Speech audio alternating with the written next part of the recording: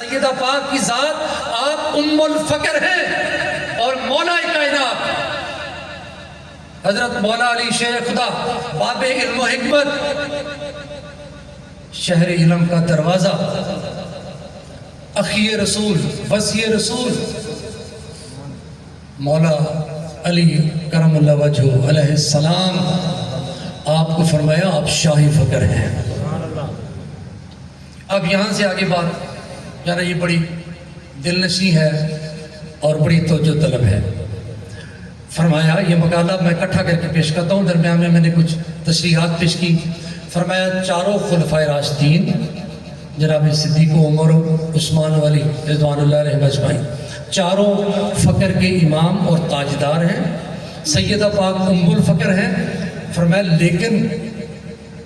لیکن جبہ فقر یہ عطائے رسول ہے، یہ عنایت رسول پاک صلی اللہ علیہ وسلم ہے۔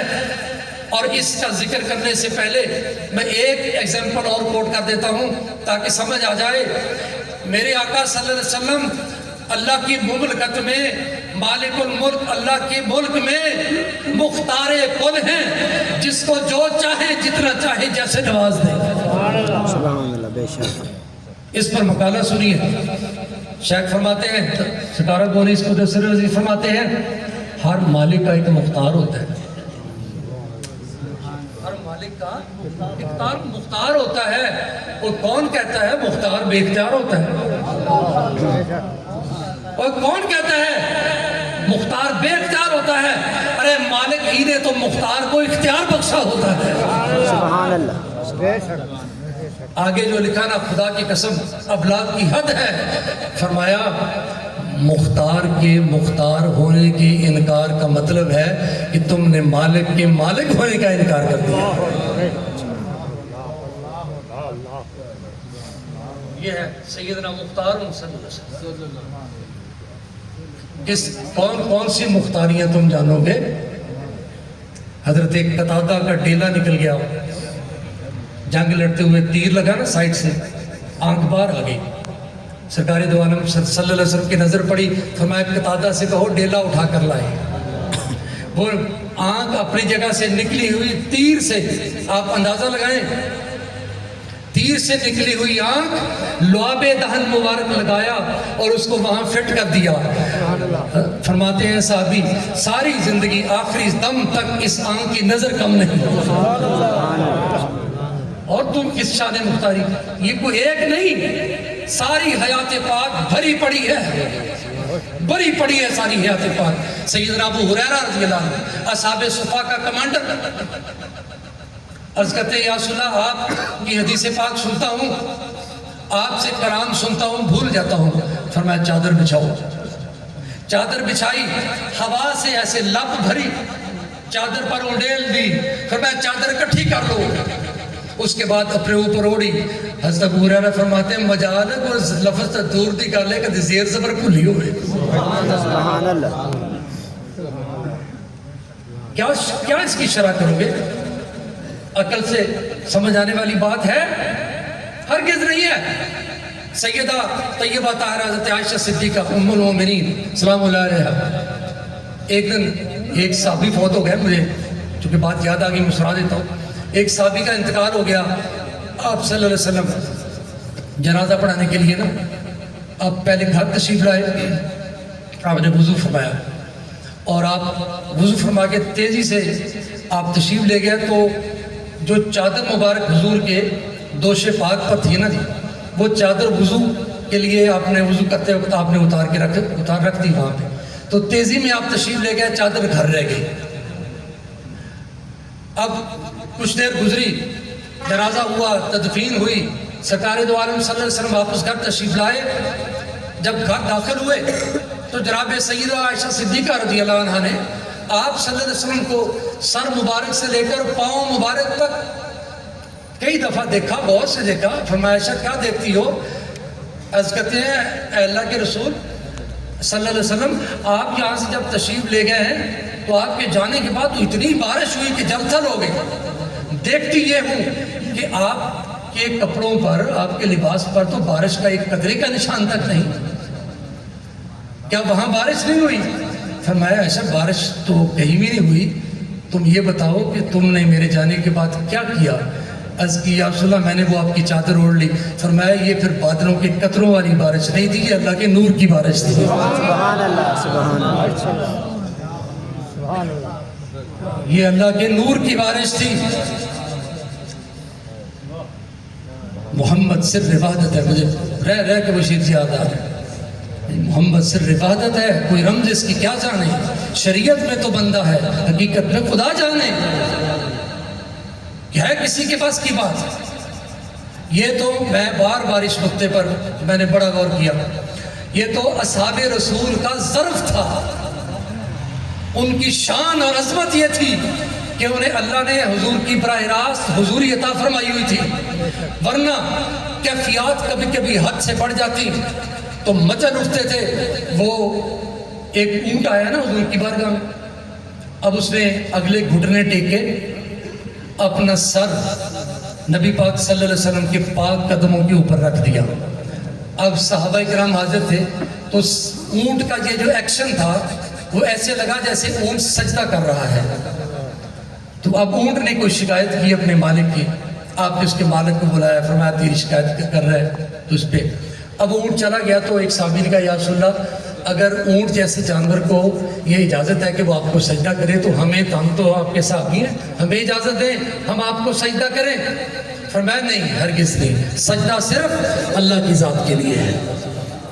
اور یہ کیا تھا، یہ جذب تھا ان کا کہ وہ سب کچھ دیکھ کر بھی، وہ جمال مصطفیٰ کو دیکھ کر بھی، ہاں اتنا ضرور ہے کہ جو میں نے شان اولیت اور اول آخر و ظاہر کا سرکار دو عالم صلی اللہ علیہ وسلم کی ذات پاک کی شان پیش کی تھی اختصار کے ساتھ شروع میں، اس میں باطن کی بات رہ گئی تھی، چلو اب کر لیتے ہیں۔ سیدنا باطنون صلی اللہ علیہ وسلم، میرے نبی پاک صلی اللہ علیہ وسلم کے پاک ناموں میں سے ایک نام باطن بھی ہے، اور اس کی تشریح میں علامہ قرطبی رحمۃ اللہ علیہ کا ایک قول کافی ہے۔ فرماتے ہیں اللہ نے میرے نبی پاک صلی اللہ علیہ وسلم کو 70,000 جمالی پردوں میں چھپا کر اس دنیا میں بھیجا، ورنہ کسی بشر کی آنکھ میں یہ طاقت کبھی نہ تھی اور کبھی نہ ہوتی کہ وہ میرے نبی کے رخ پاک کو دیکھ سکتا۔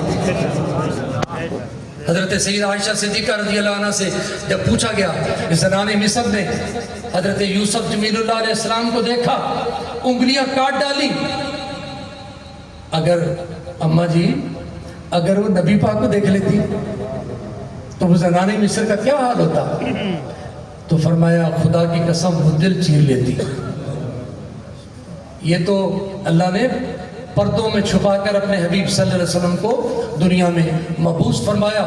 بس آگے نصیب پھر جس نے پہچانا وہ عبداللہ سے ابو بکر صدیق رضی اللہ عنہ ہوا، اور جس کو سامنے موجود پا کر بھی اللہ نے دیکھنے نہ دیا وہ ابو جہل ہوا۔ یہ تو آگے نصیب کی بات ہے نا۔ وہ ضد کر بیٹھا ایک دن، ابو جہل کہتا ہے ادھر ادھر دین کی باتیں کرتے ہیں، آئے نا جی کعبے میں چل کے دیکھتے ہیں۔ اب کعبے میں بت رکھے ہوئے تھے، ابو جہل کا بھی اپنا ایک رجسٹرڈ بت تھا، اب اس کو بڑا مان تھا اپنے بتوں کے اوپر اور اپنے بتوں کی سچائی کے اوپر۔ تو آپ صلی اللہ علیہ وسلم نے پہلے تو اس کو جواب دے دیا، بلاخر ایک دن آپ رضامند ہو گئے۔ اب آپ صلی اللہ علیہ وسلم بھی خانہ کعبہ تشریف لے جاتے ہیں، ادھر سے ابو جہل بھی آتا ہے۔ اب ہوا کیا ہے، لوگ تماشا دیکھنے کے لیے جمع ہیں، ابو جہل نے ساری پارٹی اکٹھی کی ہوئی ہے، آج میں لے کے آتا ہوں محمد رسول اللہ کو صلی اللہ علیہ وسلم، آج میں ان کو لے کے آتا ہوں بتوں سے بھرے کعبے میں۔ پہلے ابو جہل جیسے داخل ہوا ہر بت کے آگے جھک رہے، ہر بت کے آگے سر جھکا رہے۔ اس کے بعد سرکار دو عالم آپ صلی اللہ علیہ وسلم تشریف لائے، وہ گوتی مودے منہ جا پہ سارے۔ اب یہ تفریق آپ جان لیں۔ اب مولا علی، میں بات یہ کر رہا تھا کہ جبہ فقر یہ عطائے رسول ہے، ازواج مطہرات موجود، اہل بیت موجود، صحابہ کرام موجود، لیکن آخری زندگی کے وقت میں، یعنی اس ظاہری زندگی کے آخری لمحات ہیں، آپ صلی اللہ علیہ وسلم کی وصیت کیا ہے؟ فرمایا اے میرے صحابہ میرا یہ جبہ لے جاؤ، یہ کرن کے جنگل میں ایک دیوانہ ہے اویس نامی، اویس کو میرا یہ جبہ دینا اور اویس سے کہنا میری امت کی بخشش کی دعا مانگے۔ سبحان اللہ۔ آپ مجھے بتائیں حضرت اویس صحابی نہیں ہے، حضور کی آل پاک میں سے بھی نہیں ہے، تابعی ہے، ایک دن حاضر خدمت ہوئے تھے، نصیر میں ظاہری زیارت نہیں تھی، لیکن حضور عطا جبہ اپنا اور ان سے فرما رہے میری امت کی بخشش کی دعا کرو، بلکہ یہ بھی فرمایا ہے میرے اصحاب جس کو بھی تم میں سے اویس مل جائے وہ بھی اویس سے اپنی بخشش کی دعا کرا دے۔ یار حد نہیں تو کیا ہے؟ سبحان اللہ، سبحان اللہ۔ کوئی سمجھ سکتا ہے اس کو؟ خواجہ غریب نواز حضرت معین الحق والدین، جس مرد کلندر نے 92 لاکھ سے زائد لوگوں کو اس کفرستان کے اندر اس گاؤں ماتا کا پیشاب پینے والی قوم کو کلمہ پڑھایا، 92 لاکھ لوگوں کو آپ کا لقب بھی عطائے رسول ہے۔ اور یہ تبلیغ کا جو اتنا بڑا فیض ہے یہ آپ کو در رسول سے ملا ہوا ہے صلی اللہ علیہ وسلم۔ جب آپ کے شیخ حضرت عثمان ہارونی اپنے مرید حضرت معین الدین اجمیری ثم اجمیری رحمۃ اللہ علیہ کو لے کر در رسول پہ حاضر ہوئے، صلی اللہ علیہ وسلم عرض کی یا رسول اللہ صلی اللہ علیہ وسلم یہ میرا مرید حاضر ہے، اس کو قبول فرمائیں۔ اب یہ بھی سنت ہے، صحابہ کی سنت میں سے ایک سنت ہے، اور انہوں نے تازہ کی جناب ابوبکر صدیق رضی اللہ عنہ کی یہ سنت۔ جب حضرت ابوبکر صدیق رضی اللہ عنہ کا وصال ہونے لگا تو پوچھا کہ آپ کو کہاں دفن کریں؟ تو جناب ابوبکر نے فرمایا دیکھو جب میں فوت ہو جاؤں میرا جستے ہو میری میت اٹھانا، روضہ رسول پہ جانا، تربت رسول کے باہر دروازے کے باہر رکھ دینا اور عرض کرنا یا رسول اللہ صلی اللہ علیہ وسلم غلام حاضر ہے، اس کے لیے کیا حکم ہے؟ جب آپ کا وصال ہوا اسی طرح عمل کیا گیا، تربت رسول کے باہر آپ کا جسد اطہر پڑا ہے اور عرض کی گئی یا رسول اللہ صلی اللہ علیہ وسلم آپ کا غلام حاضر ہے، تدفین کے لیے کیا حکم ہے؟ جواب آیا تربت رسول پاک صلی اللہ علیہ وسلم سے، روضہ رسول سے جواب آیا ادخل الحبیب الی الحبیب، دوست کو دوست کے ساتھ ملا دو۔ یہی سنت حضرت عثمان ہارونی نے تازہ کی، یا رسول اللہ یہ ایک مرید لایا ہوں، 20 سال حضرت خواجہ غریب نواز نے 20 ایئرز اپنے پیر و مرشد کا بستر اٹھا کے ساتھ سفر کیا، اتنا بڑا آدمی۔ اور پھر روضہ رسول سے کیا آواز آئی؟ اے معین تم دین کے بھی معین ہو، سبحان اللہ، اور جاؤ اجمیر میں تبلیغ کرو۔ تو یہ جو 92 لاکھ کی فکر ہے یہ بھی فیضان رسالت مآب صلی اللہ علیہ وسلم ہے۔ اور جو پھر حضرت خواجہ غریب نواز کے میرے پاس حضرت خوش قسمتی سے دیوان فارسی کا پڑھا ہوا ہے اور میں خواجہ غریب نواز کا دیوان دہراتا رہتا ہوں، ان کی ایک نعتیہ غزل ہے وہ میں پوری پڑھوں گا تو تشریح کرنی پڑے گی، اس کی آخری الفاظ ایسے ہیں کہ ان کو الگ سے بھی پیش کیا جا سکتا ہے۔ وہ کہتے ہیں اسلام ماں محمد ایمان ماں محمد، اسلام ماں محمد ایمان ماں محمد، در قلب ماں محمد در جان ماں محمد، قرآن ماں محمد فرقان ماں محمد، کہتے ہیں من بندہ کم ترینش سلطان ماں محمد صلی اللہ علیہ وسلم۔ یہ اور پھر بات ہو رہی ہے عطا کی، بات ہو رہی ہے عطا کی، جو 4 مصروں پر مشتمل کافی مولا حسین کی شان میں حضرت خواجہ غریب نواز نے لکھ دی ہے، خدا کی قسم جب سے لکھی ہے اس کو شاید کروڑوں بار دہرایا جا چکا ہے، ایک نہیں 1 منٹ کے بعد دوبارہ پڑھو ایسے لگتا ہے جیسے ابھی خواجہ صاحب نے لکھ کے تازہ چٹ پہ پکڑائی ہے ہاتھ میں۔ شاہ است حسین بادشاہ است حسین دین است حسین دی پناہ است حسین سرداد نداد دست بر دست یزید حقہ کے بنا لا الہ است حسین۔ ہائے ہائے ہائے، میں بہت سارے جو بہت سارے جو 68 قسم کے لوگ ہیں جو اصحاب پہ معترض ہوتے ہیں، اولیاء کو نہیں مانتے، ان کو چیلنج کرتا رہتا ہوں، آؤ خواجہ غریب نواز جیسی ایک کافی لکھ کے دکھا دو، ہم تمہیں مان لیتے ہیں۔ تو میرے محترم، یہ جو اب عطائے رسول کی بات، ازواج مطہرات موجود، سمجھیے گا یہ نکتہ، اہل بیت موجود، صحابہ کرام موجود، لیکن جبہ دیا جا رہا ہے کرن کے ایک دیوانے کے نام۔ اور یہاں جناب چٹھا صاحب موجود ہیں، یہ حضرت خواجہ ویس کرنی کا تذکرہ بڑے عشق سے سماعت کیا کرتے ہیں، چلو میں ان کی وجہ سے چھوٹی سی بات پیش کر دیتا ہوں، پھر میں آؤں گا دوبارہ اپنے موضوع کی طرف۔ تو حضرت مولا علی، آپ دیکھو چونکہ وصیت حضور کی تھی، اب اس کا احترام دیکھیں۔ مولا علی شیر خدا جن کی شان میں فرمایا انا و علی من نور واحدہ، انا و علی من شجر واحدہ، من کنت مولا فعلی مولا۔ اور یہ وہ شانوں والا عظیم حضور آپ صلی اللہ علیہ وسلم کا اخی، موضوع نہیں ہے ورنہ اس پہ بات کرتا میں۔ مولا علی حضرت سیدنا فاروق اعظم جن کی شان میں فرمایا میرے بعد کوئی نبی ہوتے تو عمر ہوتے۔ تیسرے ہے حضرت سیدی بلال حبشی، جانتے ہو جن کی ایک اذان رکی کائنات عالم کا نظام ٹھہرا دیا اللہ نے۔ تین جلیل القدر صحابہ جبہ رسول صلی اللہ علیہ وسلم لے کر حضرت اویس کرنی کو ڈھونڈتے ڈھونڈتے پہنچ جاتے ہیں، اور مختصر یہ کہ انہیں جبہ دیا جاتا ہے۔ حضور کی وصیت سنائی گئی، انہوں نے اس جبہ کو کچھ دور لے جا کر سجدہ گاہ پہ رکھا اور اس کے اوپر اپنی جبین رکھ دی، ایک طویل سجدہ۔ سیدی حبشی بلال پاک فرماتے ہیں کہ ہم سمجھے شاید ویسے کرنی فوت ہو گئے، اتنا لمبا سجدہ، اور حضور کی وصیت کے مطابق دعا مانگے ہیں اللہم اغفر للمومنین والمومنات۔ فرماتے ہیں حضرت علی نے حضرت عمر نے کہا جاؤ ذرا قریب جاؤ، پتہ تو کرو۔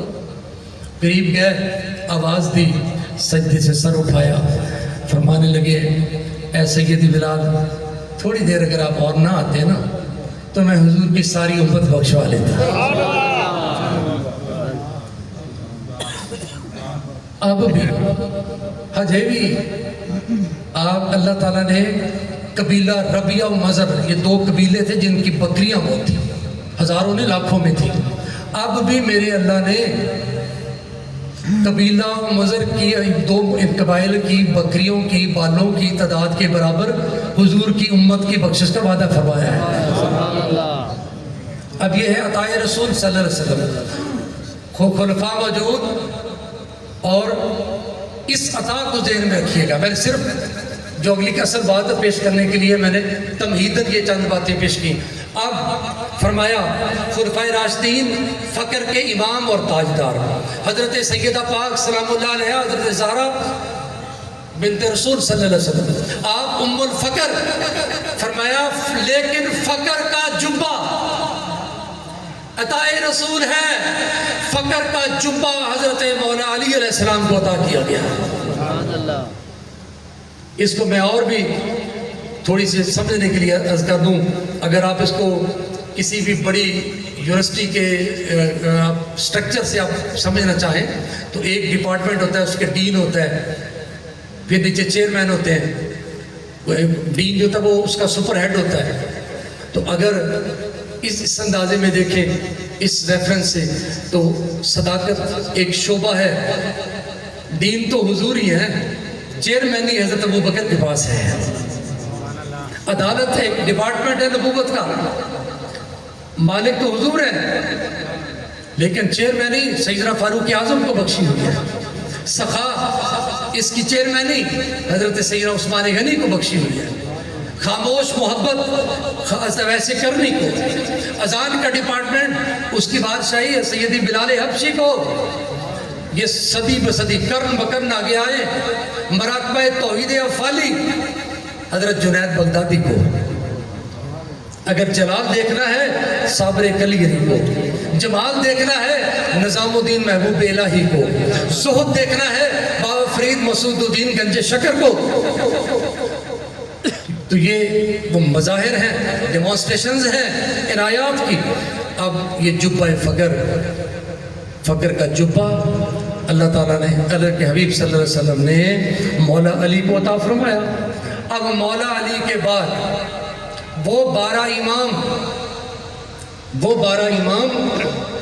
جن کو لوگوں نے بانٹ رکھا ہے، من ماریا ہے، قبضہ کیتا ہے، وہ کہتا ساڈے، وہ کہتا ساڈے۔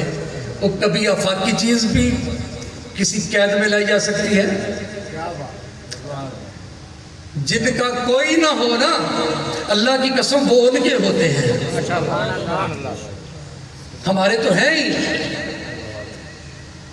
اب ذرا تصور میں دیکھیے، سنت رسول، وہ سنت جس پر میرے نبی کو ناز ہے، فخر ہے، فرماتے مجھ سے ہے، وہ فخر ہے، اس فخر کی خلت، اس کا جبہ مولا علی کرم اللہ وجہ کو عطا کیا۔ مولا علی کے بعد امام حسن علیہ السلام، امام حسن علیہ السلام کے بعد امام علی مقام، امام حسین علیہ السلام شہزادہ کونین کو عطا کیا گیا۔ امام علی مقام کے بعد یہ جبہ عطر امام زین العابدین علیہ السلام، امام زین العابدین کے بعد امام محمد باقر، امام محمد باقر کے بعد امام جعفر صادق علیہ السلام، اور امام جعفر صادق کے بعد امام موسیٰ کاظم، پھر امام علی رضا، امام محمد تقی، امام علی نقی، اور 11ویں امام ہیں امام حسن عسکری، اور 12ویں امام جو بھی تشریف لانے ہیں امام محمد المہدی علیہ السلام۔ یہ 12 امام ہیں۔ یہ ہے تصور فقر کا، جو 1400 سال سے اسلام کا جس نے علم اٹھایا ہوا ہے، اس کی احیاء کا، ترویج کا، اشاعت کا، تبلیغ کا، وسعت کا۔ اب 11 امام دنیا میں تشریف لا چکے ہیں۔ 12ویں امام پر ہمارے پیر و مرشد کا ایک مقالہ ہے، فرماتے ہیں میرے نبی کے گھر کا ایک فرد ابھی آنا باقی ہے۔ میرے نبی پاک صلی اللہ علیہ وسلم کے گھر کا ایک فرد آنا ابھی باقی ہے، اور یہ کائنات اسی کے انتظار میں کھڑی ہے۔ اور 11ویں امام امام حسن عسکری علیہ السلام۔ اب قدرت کی حکمت یہ تھی کہ درمیان میں صدیوں کی مسافت، لیکن یہ جبہ فقر تو کہیں شفٹ ہونا تھا۔ اب آگے جو ہے نا فرمایا امام حسن عسکری، یہ میرے شیخ کا کلام ہے، فرمایا امام حسن عسکری 11ویں امام جب دنیا سے گئے تو اس کے بعد یہ جبہ فقر شہنشاہ بغداد حسنی حسینی سید نجیب الطرفین سید غوث الثقلین غوث دارین محبوب جیلانی غوث سمدانی امام اولیاء مصطفی اولیاء سید الاولیاء شہباز لامکانی حضرت شیخ عبد القادر جیلانی کو عطا ہوا ہے۔ اب کچھ آئیڈیا تو آپ کو ہو گیا ہوگا، کچھ اب اس کے اوپر جو 2-4 باتیں ہیں وہ میں پیش کرتا ہوں۔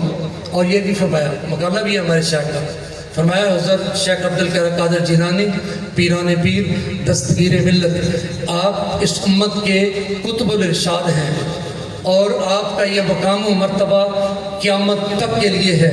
آپ حضرت مولا علی پاک اور حضرت سیدہ زہرا پاک ان کی اولاد میں سے ہیں، باپ کی طرف سے حسنی ہیں، ماں کی طرف سے حسینی ہیں، باپ کی طرف سے حسنی ہیں، ماں کی طرف سے حسینی ہیں، اسی لیے یہ ڈبل سید ہیں، نجیب الطرفین سید ہیں۔ اور والدہ ماجدہ کا نام حضرت سیدہ ام الخیر بنت عبداللہ بن سومی، یہ بہت بڑے ولی اللہ گزرے، ان کی بیٹی ہیں۔ اور آپ کے والد گرامی کا نام ابو صالح جنگی دوست مجاہد تھے، بڑے زبردست جنگ کے اندر حصہ لینے والے۔ ہاں اب اس میں میں آخری باتیں پیش کرتا ہوں چند ایک حضرت غوث پاک کے حوالے سے۔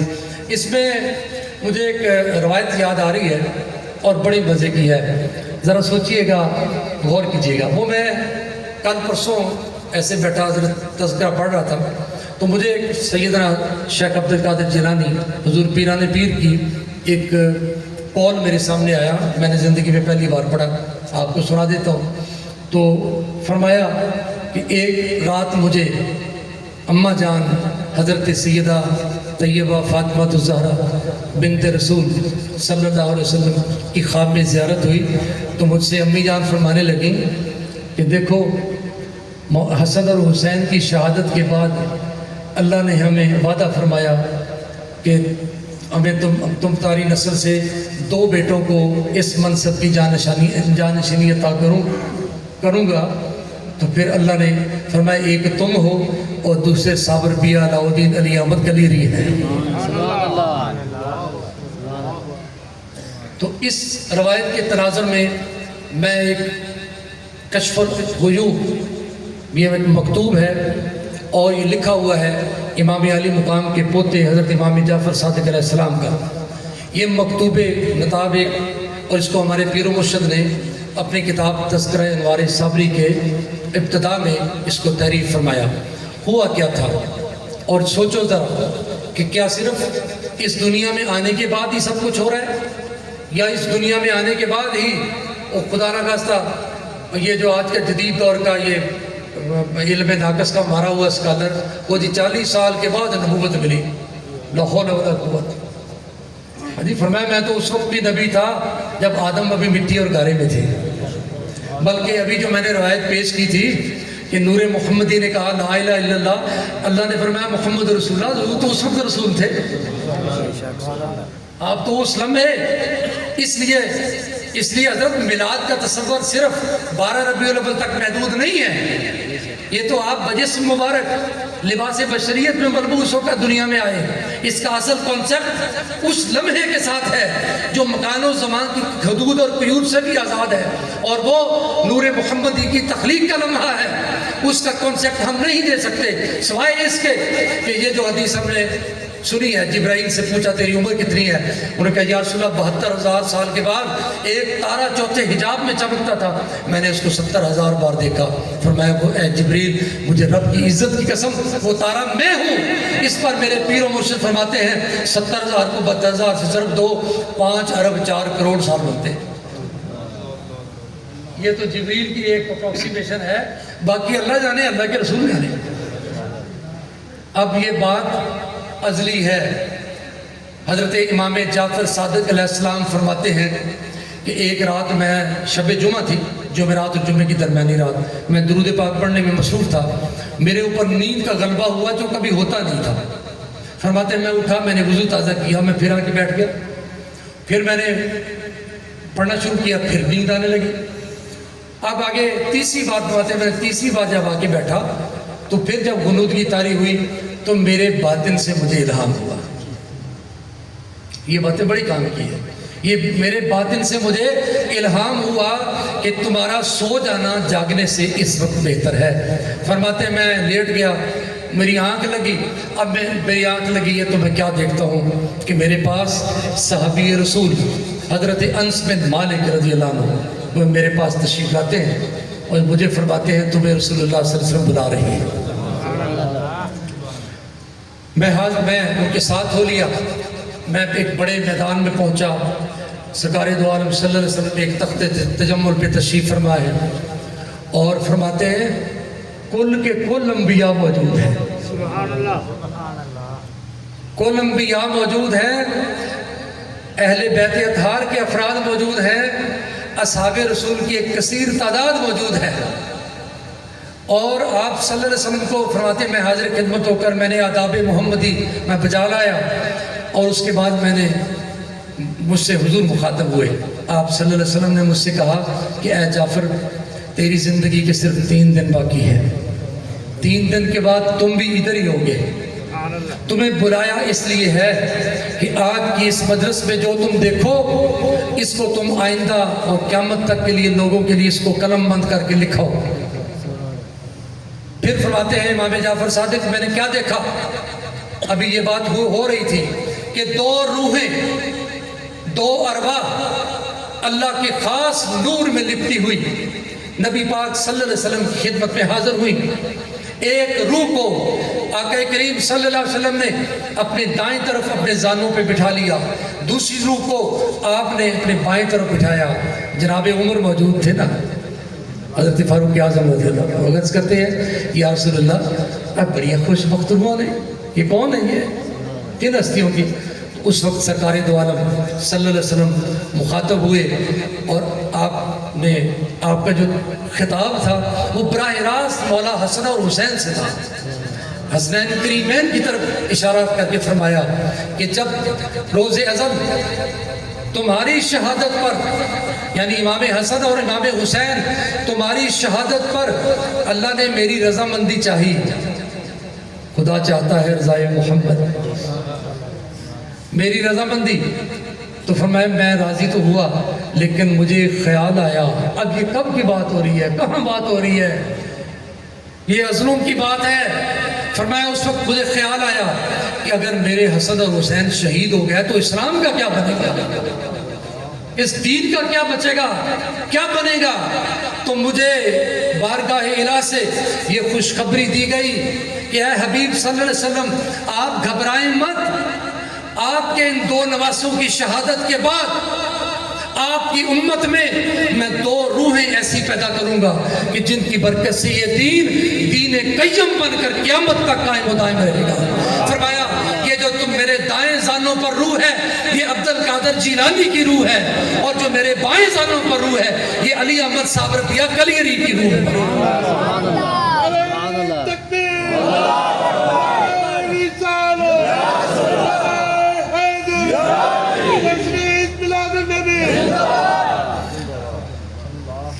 یہ دو ہستیاں ہمیں تفصیل کے لیے وقت نہیں ہے، مگر میں اتنا عرض کروں کہ دارالحسان کو دونوں طرف سے فیض آ رہا ہے. سبحان اللہ. سبحان اللہ. اور رج رج کے آ رہا ہے. سبحان اللہ. وقت نہیں، انشاءاللہ کوئی مجلس ہوئی تو میں پیش کروں گا. اور اکثر بابا جی فرماتے تھے نا، حضرت پیران پیر کے حوالے سے فرماتے ہوئے تھے آج بڑے صاحب نے بلایا ہوا تھا. سبحان اللہ. آج بڑے صاحب نے بلایا ہوا تھا. اور رہی بات حضرت صابرپیا کلیری کی، تو وہاں تو سرکار حاضر ہو کر وہاں 22 جون 1945 کو آپ نے صابرپیا کے حضور میں کھڑے ہو کر ہی آپ نے یہ عہد کیا تھا کہ اے اللہ آج سے میں فقر کو اختیار کر رہا ہوں، تیری دنیا کو آج چھوڑ رہا ہوں، کسی رنگ میں کبھی قبول نہیں کروں گا. یہ فیض، یہ سر پہ ہمارے جو تاج ہے، یہ لباس، یہ سارا صابرپیا کلیری کا فیض ہے، یہ انہی کا رنگ ہے. اور جانتے ہو حضرت صابرپیا کلیری ساری زندگی کلیت شریف میں تنہا رہے جنگل میں. اور یہاں ایک مقالہ بھی لکھا ہے، بھائی فرماتے ہیں اگر اجتماع ہی کمال ہوتا تو میرے صابر ساری زندگی کلیئر میں تنہا نہ رہتے، ساری زندگی کلیئر میں تنہا نہ رہتے. جلال اتنا تھا کہ کوئی قریب نہیں آ سکتا تھا، جلال اتنا تھا. بلکہ آپ کو علم ہوگا ایک خادم حضرت شمس الدین ترک پانی پتی جس کو باب فرید کے حکم سے وہاں بھیجا گیا تھا، وہ حاضر خدمت رہتے تھے، لیکن فرمایا میرے سامنے نہیں آنا، پشت پہ رہنا. اور جب کبھی کسی بات پہ ناراض ہوتے یا سختی سے ڈانٹتے، حضرت شمس آنکھوں سے اندھے ہو جاتے. اسی وقت کہتے حضور میں تو دستے ہی گزری. آپ سجدہ رضا ہو جاتے، اللہ ایک کی تو خادم دیتا وہ بھی اللہ کا چھڑے. سجدے سے سر اٹھاتے اٹھاتے حضرت شمس کی نظر بہار ہو جاتی. سبحان اللہ. اب ایک بات میں تذکرہ صابری میں پیش کر دیتا ہوں، اسی بقا کے تناظر میں آپ خود گھر بیٹھ کے سوچئے گا کہ یہ دارالحسان کا فیض کس طرح کلیئر سے یہاں ٹرانسفر ہوا اور ہو رہا ہے. اب پوری دنیا میں ڈنکی کی چوٹ پہ پہنچ رہا ہے. حضرت شمس ترک پانی پتی خادم حضرت صابرپیا کلیری زندگی میں ایک سوال پوچھا کرتے تھے، حضور فنا کیا ہے، بقا کیا ہے؟ فرمایا جب کوئی موقع آئے گا، وقت آئے گا تو میں بتاؤں گا. لیکن جس وقت آپ کا وصال مبارک ہوا اس وقت حضرت شمس وہاں موجود نہیں تھے. بات لمبی ہے اس لیے میں اس کو درمیان کا حصہ سکپ کر رہا ہوں. تو حضرت شمس فرماتے ہیں جب مجھے جس طرح بھی اطلاع ہوئی، جیسے بھی ہوئی، تو میں پہنچا تو میں نے دیکھا کہ کلیئر کا جنگل ہے، ویرانہ ہے، اور حضرت صابرپیا کا جسدی اثر پڑا ہوا ہے. اب میں سوچ میں پڑ گیا، انتظار کرتا ہوں، دیکھتا ہوں کوئی ادھر سے آئے، کسی کو ساتھ میں لا کے جنازہ پڑھوں۔ ایک دفعہ کھڑا ہوا تو میں نے دور سے کسی کو آتے دیکھا، میں رک گیا کہ شاید کوئی مل جائے ساتھ۔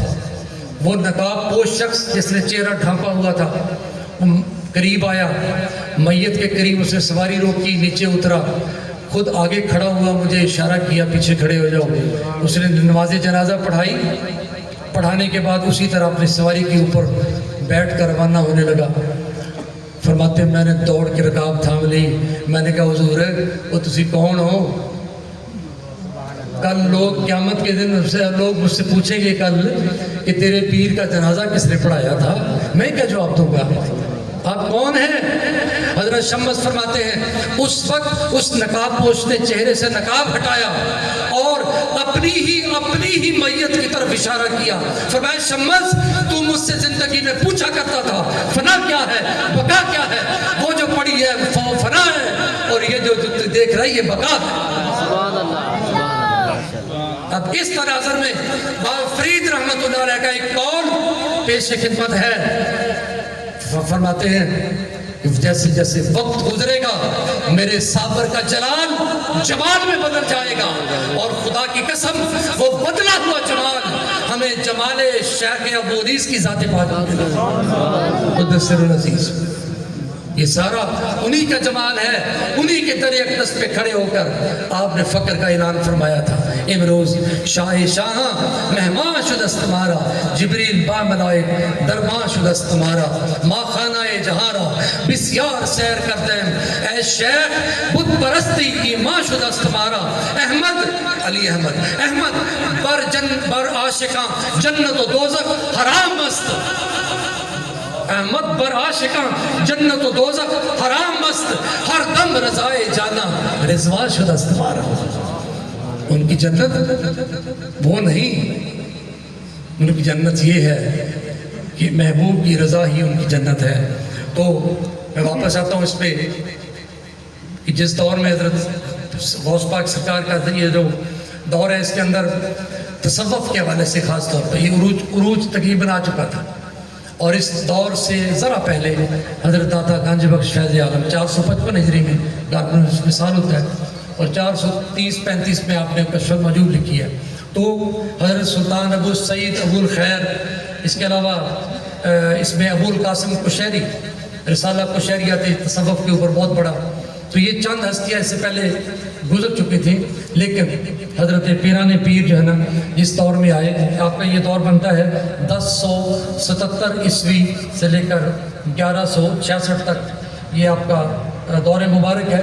اس کے علاوہ میں جب تھوڑی ریسرچ میں نے کی تو بڑے بڑے زبردست لوگ اس دور کے نکلے، بہرحال اس کی شرح میں نہیں پیش کرتا ہوں، اور صرف 2-4 باتیں کر کے کہ آپ فقہ حنبلی کے ماننے والے تھے، فقہ حنبلی کے ماننے والے تھے، اور اس کو شیخ بہائی نے ایک بڑا اپنی کتاب میں واقعہ لکھا ہے کہ جب آپ امام احمد بن حنبل کی